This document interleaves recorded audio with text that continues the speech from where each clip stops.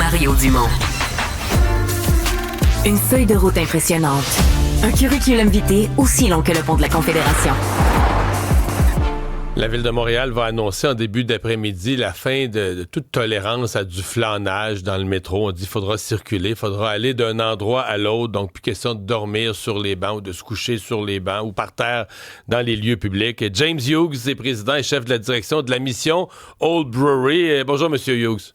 Oui, bonjour Mario. Est-ce que c'est un fait là, qu'une partie de la clientèle sans domicile, là, sans logement, vit dans le métro essentiellement 2 jours, en tout cas le métro comme habitation? Oui, c'est un fait.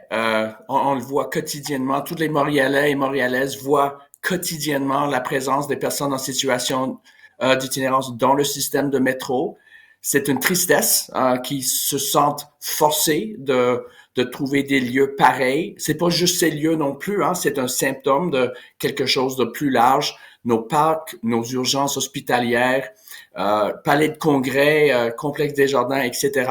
C'est là où sont des personnes en situation d'avantage parce qu'il n'y a pas d'autre place. Donc, l'annonce ce matin, là, ça nous cause beaucoup de soucis dans le secteur. Mais est-ce que vous êtes en désaccord avec ce que va annoncer la Ville? Ben, écoute, est-ce que nous comprenons qu'on veut augmenter le sens de sécurité des utilisateurs du système de métro? Oui, et on le voit dans les chiffres de la presse ce matin, une diminution de ce sens de sécurité. C'est légitime de penser aux méthodes de augmenter cette sens de confiance dans notre système. Mais pour moi, est-ce que vraiment c'est la première chose à faire, c'est de évincer juste comme ça merci, bonjour, des personnes en situation d'itinérance qui essaient de se sauver dans le système et juste bonne chance. Voilà. Qu'est-ce qu'ils vont faire dans votre esprit? On dit qu'on va les agents de sécurité vont les reconduire en dehors du métro, vont les sortir. Ils vont faire quoi? Ben oui, exact. Qu'est-ce qu'ils vont faire? C'est la question qui tue.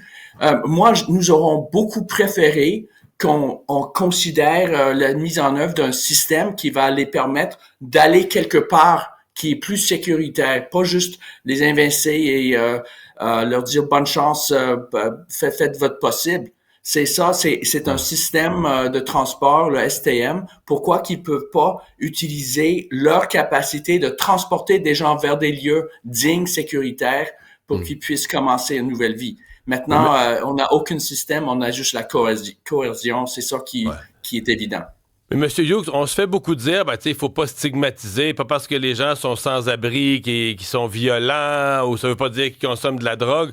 Mais quand on regarde les gens qui traînent dans le métro, les statistiques, le TVA Nouvelle ce matin, il y a plus les gens qui font la sécurité dans le métro, leur nombre d'interventions augmente en flèche, le nombre de plaintes pour consommation de drogue à la vue de tous là, dans le métro est en hausse.